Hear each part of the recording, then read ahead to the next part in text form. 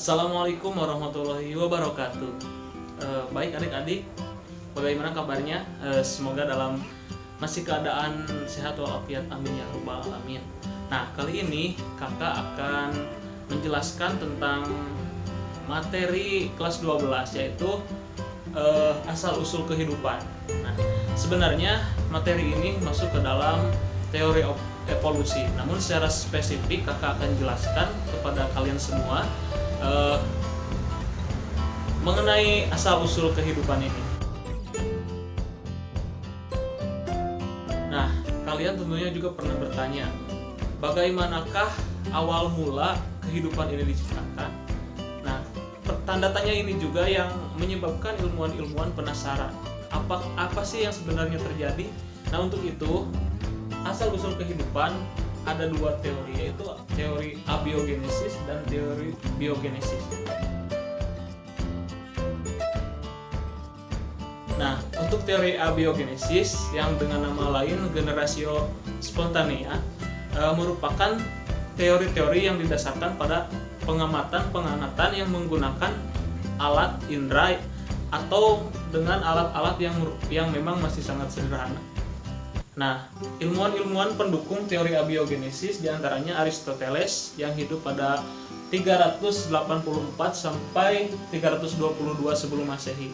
Nah, dia berpendapat bahwa semua makhluk hidup berasal dari makhluk yang tidak hidup. Teori ini didasarkan pada pengamatan-pengamatan di sekitar. Contohnya dia melihat cacing yang berasal dari tanah. Maka dia menyimpulkan bahwa cacing-cacing tersebut berasal dari tanah yang merupakan benda mati. Contoh lain, ketika dia melihat lalat, nah sedangkan lalat hinggap di sampah. Nah, dia juga menyimpulkan bahwa lalat berasal dari sampah-sampah yang merupakan benda mati. Nah, teori ini juga merupakan teori yang bertahan sangat lama, bahkan kira-kira sampai 20 abad lamanya, karena pada saat itu tidak ada yang berani membantah tentang teori abiogenesis ini. Nah, teori ini diperkuat dengan penemuan mikroskop oleh Antony van Leeuwenhoek. Nah, dia mengamati air yang berisi jerami dan ditemukan mikroorganisme. Nah, ini juga mendukung teori abiogenesis. Walau menurut beberapa sumber yang kakak baca, Antony van Leeuwenhoek ini menyangkal akan keberadaan teori abiogenesis. Yang selanjutnya ada John Needham. Ilmuwan asal Inggris ini merupakan salah satu teori pendukung ilmuwan pendukung teori abiogenesis.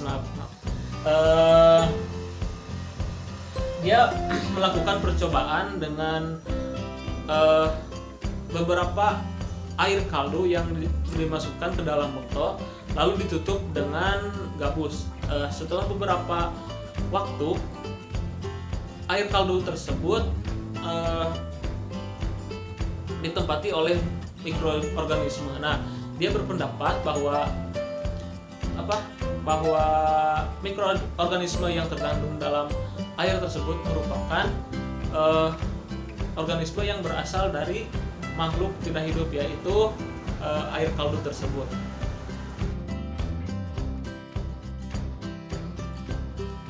Nah, beralih ke poin selanjutnya, yaitu teori biogenesis. Nah, teori biogenesis ini lahir dari sanggahan-sanggahan para ilmuwan yang mempertanyakan tentang kebenaran dari teori abiogenesis yang telah lama bertahan.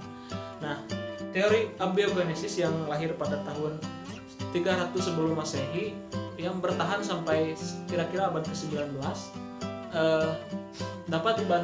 baru dapat dibantahkan setelah 20 abad lamanya. Nah, faktor-faktor dari keruntuhan teori abiogenesis ini sendiri, salah satunya adalah ditemukannya alat-alat yang menunjang pengamatan-pengamatan yang dilakukan. Nah, pada sekitar abad ke-19, ilmuwan asal Italia yaitu Francesco Reti melakukan percobaan dengan 3 sampel daging yang disimpan dalam tiga toples. Nah, dalam toples yang pertama disimpan daging yang ditutup rapat sehingga tidak ada udara yang masuk. Yang kedua, atau toples yang kedua, disimpan daging dan ditutup dengan kain kasa yang memungkinkan udara yang masih bisa dapat masuk. Yang ketiga, toples yang disimpan daging dan dibiarkan terbuka. Nah, 3 sampel ini disimpan selama beberapa hari. Kemudian hasilnya pada sampel pertama, katakanlah tabung A yang ditutup rapat, daging tidak terjadi apa-apa, dalam artian tidak ada makhluk yang hidup di daging tersebut. Dalam toples B atau toples yang ditutupi dengan kain kasa, terdapat beberapa larva makhluk hidup atau larva lalat yang hidup di sekitar kain penutup atau kasa tersebut. Nah, sedangkan yang di kain yang ketiga, dalam toples yang dibiarkan terbuka, terdapat larva yang hinggap atau hidup di daging dan sekitar toples tersebut. Nah, hal ini menunjukkan bahwa alat tersebut yang merupakan makhluk hidup bukan berasal dari daging yang disimpan beberapa hari, namun berasal dari makhluk hidup lainnya, yaitu lalat. Sedangkan percobaan lainnya yang dilakukan oleh ilmuwan lain, maksudnya yaitu dilakukan oleh Lazzaro Palazzani, ilmuwan asal Italia juga. Dia melakukan percobaan dengan air kaldu yang sebelumnya disterilisasi atau dipanaskan terlebih dahulu. Sterilisasi ini bertujuan agar mikroorganisme yang hidup dalam air kaldu tersebut mati terlebih dahulu, agar steril lah. Nah, percobaan dari Lazzaro Palazzani ini secara langsung membantah tentang kebenaran dari percobaan John Needham yang menganut teori dari abiogenesis. Nah, bertentangan ya antara Lazzaro Palazzani dengan John Needham ini. Nah, dia melakukan percobaan yang sama dengan John Needham, yaitu dengan memakai air kaldu. Nah, air kaldu tersebut disimpan dalam 2 tabung yang berbeda. Yang tabung yang pertama, tabung yang ditutup rapat sehingga tidak ada udara. Yang kedua, tabung yang dibiarkan terbuka dan udara dimungkinkan dapat masuk di dalamnya. Setelah beberapa waktu, tabung yang ditutup tersebut masih dalam keadaan jernih atau tidak berubah sama sekali. Nah, sedangkan yang tabung yang dibiarkan terbuka, itu air kaldunya menjadi lebih keruh. Nah, hal ini dapat disimpulkan bahwa makhluk hidup, dalam hal ini mikroorganisme yang hidup dalam kaldu tersebut, bukan berasal dari kaldu.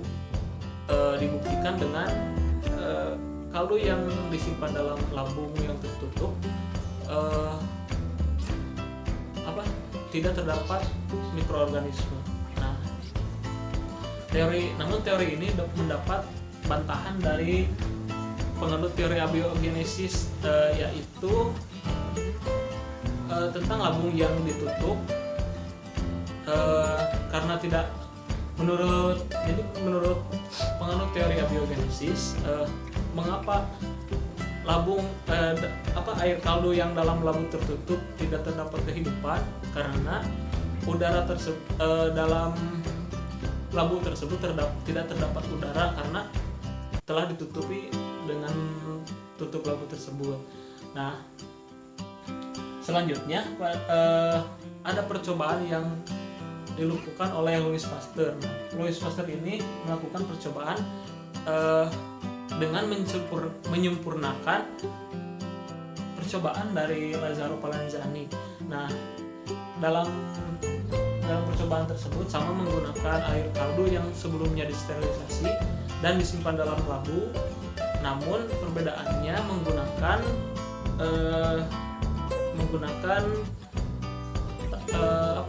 selang atau pipa yang berbentuk seperti leher angsa.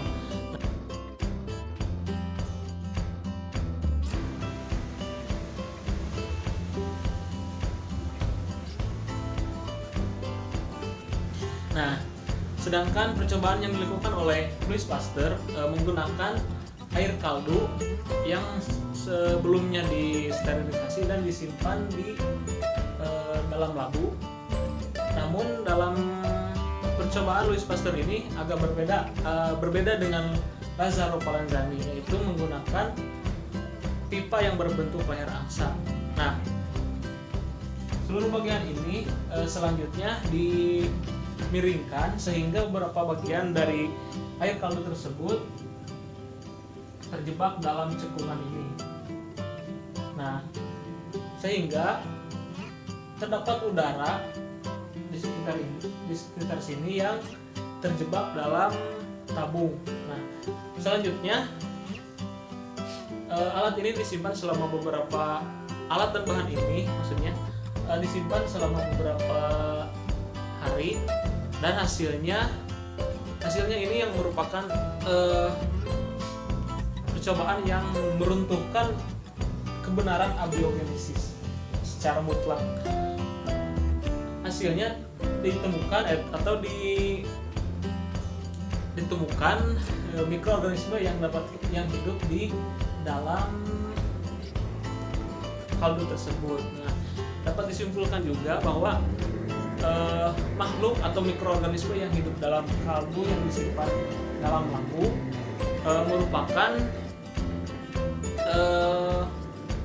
merupakan makhluk hidup yang berasal dari udara, atau dalam hal ini Louis Pasteur menyebutnya dengan spora kehidupan.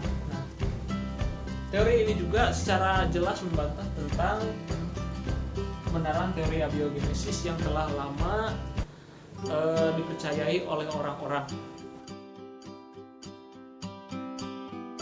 Nah, percobaan dari Louis Pasteur ini menghasilkan 3 kesimpulan.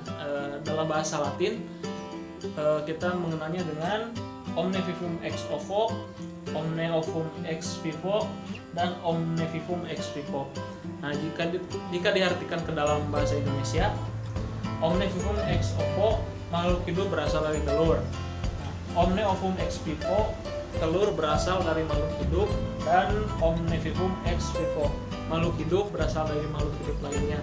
Nah, jikalau kita ingin mudah menghafalnya, maka kita kategorikan dengan kata kunci vivum dan vivo berarti makhluk hidup atau makhluk hidup. Sedangkan ovo dan ovum berarti telur. Nah, dengan begini kita dapat mudah menghafal kesimpulan dari percobaan Louis Pasteur mengenai teori biogenesis. Nah, sekian penjelasan dari kakak. Semoga kalian tidak merasa puas, karena kalau tidak merasa puas bisa cari sumber lain yang lebih lengkap. Atas segala kekurangannya kakak ucapkan mohon maaf.